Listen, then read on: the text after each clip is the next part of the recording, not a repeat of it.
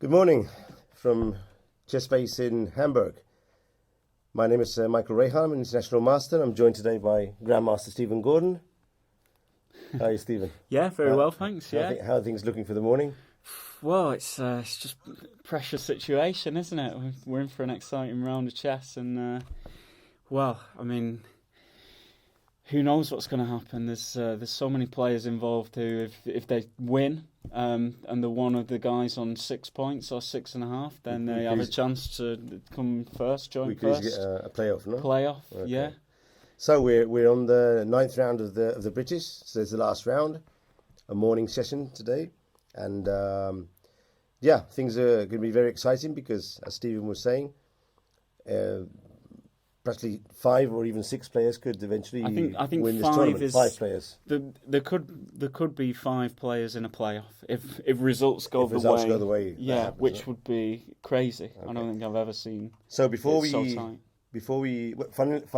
the playoff of 1997 where Ems was playing, there were 4 players. Yeah, there were 4 players. So, I do struggle to remember the 4th, actually. Well, for sure it was Adams, it was Ems. I think Miles was the 3rd, and I can't remember who was the 4th. Sadler was Maybe involved. It was Sadler. Sadler was involved for sure because he came joint first with Adams. So if it was... Well, I think Miles was the other one. Okay, right. So, it could be interesting. And before we go into the games, which have already started, let's see the different happen here. So, Luke Mashane's with white. He's playing with clearly, if one of the two is able to win his game, he's got half a title here. Yeah.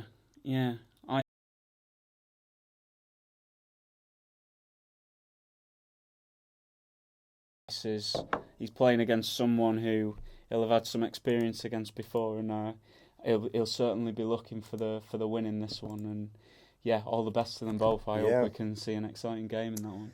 And also, I'd like to mention very tough matchups with 5.5. Hawkins against Grandmaster Wells, a very interesting game. Pert with Horton, who, by the way, I think he's got the IMs and the GMs, no problem there. But he would have to hold Nicholas to a draw. Yeah. Because in the case of a loss, he probably dropped below the 2450 rating. So, of course, with a draw, he's getting his IM norm for sure. Yeah. Which will be a huge motivation for him in this game. Yeah. But he's got a tough opponent to be able to do it. He's playing with seed number 5. Again, it's another situation similar to board 1 where try not to in the way of just playing your normal. Many times before, it comes with experience. Nerves and your thought processes. Yeah. I don't know the tournament. He's performed this rating. It's unbelievable. Again, he might have the performance rating. So draw. Yeah. And he cuts on by winning. One more. Consider that by winning. I'm not sure. That we've mentioned with Horton, rounds the more started off with a very shaky start. But he's on 5.5. Wins the last round against Richard. Of course, it's a sufferer. But even Lawrence Trent, who also would put him with 6 points. Yeah, he was systems. There's many routes to sort of 5.5, even 6 points in the tournament. You know, you can have a bad start, and then if you swing 2 or 3 wins together, you're right up the table again. Yeah. So just being able to put even 2 wins together can make a big difference to where you are in the tournament standings. Yeah, it's a pity because then players who've been all the tournament above you play really tough opponents. Well, this is it, isn't it? That's the Swiss. Yeah. Of course, they get a better rating push, but they could easily lose a last round game and lose a prize or. Yeah, I mean, wouldn't it be strange if we see the 3 heavyweights end on 7, and then a player like, say, for example, Yang Fan, who hasn't really been involved on the top boards of the tournament, and he gets to the playoff. And imagine he wins it. He wins it, and then. I mean, it's a fantastic performance, but in some way you feel as though something's wrong. But this is a Swiss system. Everyone gets a chance, and those are the rules. That's what makes it so interesting. Yeah, and it's a good moment to remind you all that in this specific tournament, very different to Spain where there's no playoffs. Here, if there's a tie for the first place between more than 2 players, we go to a playoff, which will be played after the prize giving of the rest of the categories. Yeah, sure. So if that happens, I wouldn't be able to say exactly what time, but maybe about 4 o'clock local time, maybe 4:30. Yeah. We'll be in for some interesting playoff games. 20 minutes with 10 seconds for the increment. Right. But of course, that's only in the case that there's a tie in the first place, Yeah. as Stephen was mentioning. So we should get to the games. First, to the should we start games. off with Max and Jones? Sure. Seems See if logical, I can no? work this thing. There you go. There we go. There you go. That's the game. Okay. That's the. I think either of these players needs to, take too many risks to start off with. So This variation can lead to some violent positions. yeah, Sheedoff is an expert in this variation with both. and as far as away, yeah. So.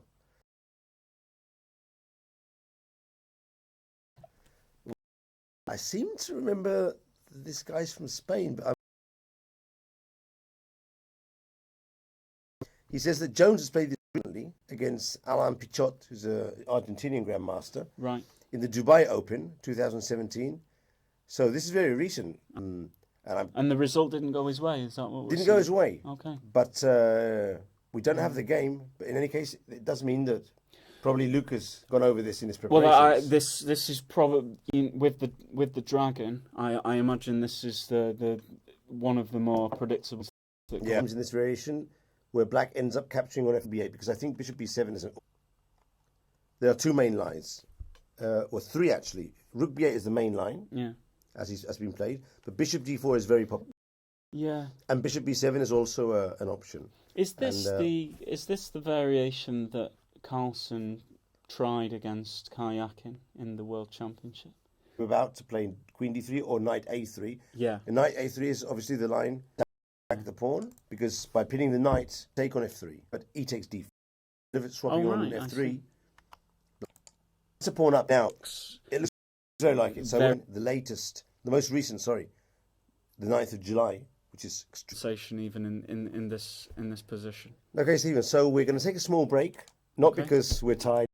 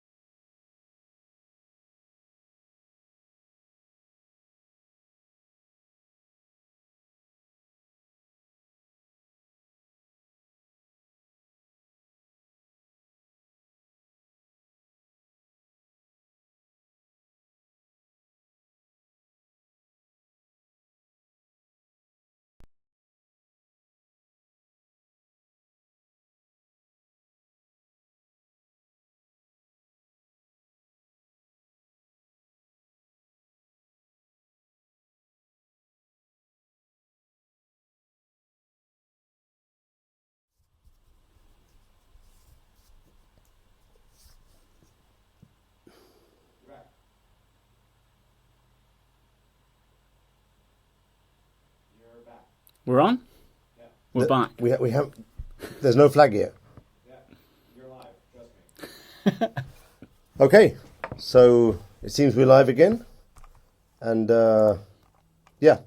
welcome back to the 9th round. We're trying to fix. We have fixed, in principle, a small technical problem, but in principle, you should be live now. And Stephen, I think we should get back to the action. Yeah. Where do we leave it? On we the were game just- between McShane and Jones, no? We were having a quick look at the opening of McShane and Jones. Okay.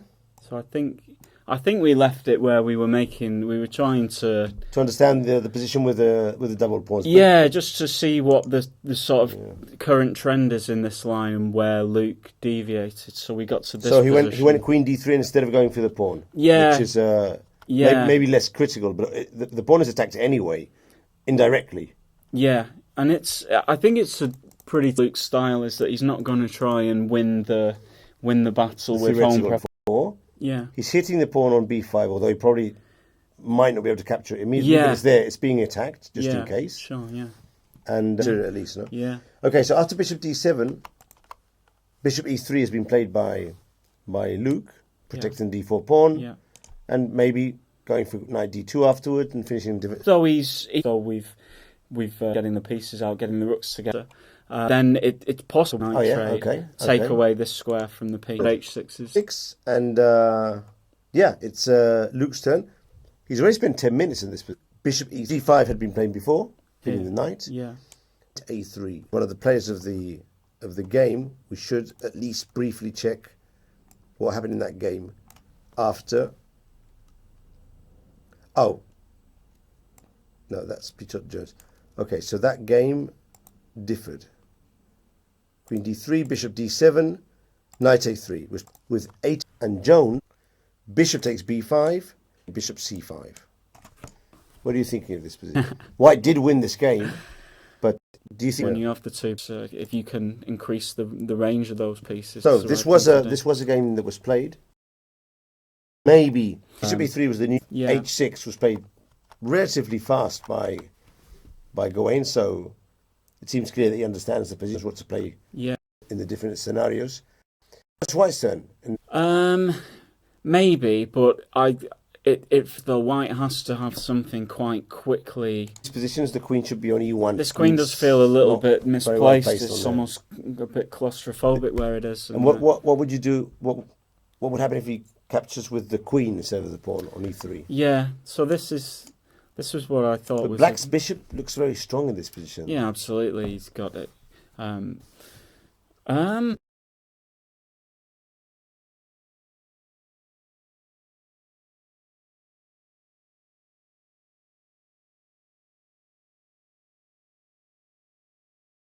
Fine for Black. Maybe Queen E3 to go to C5. Yeah, there's also. Is there anything here? There's Queen G3 to hit both. Queen G3. Okay.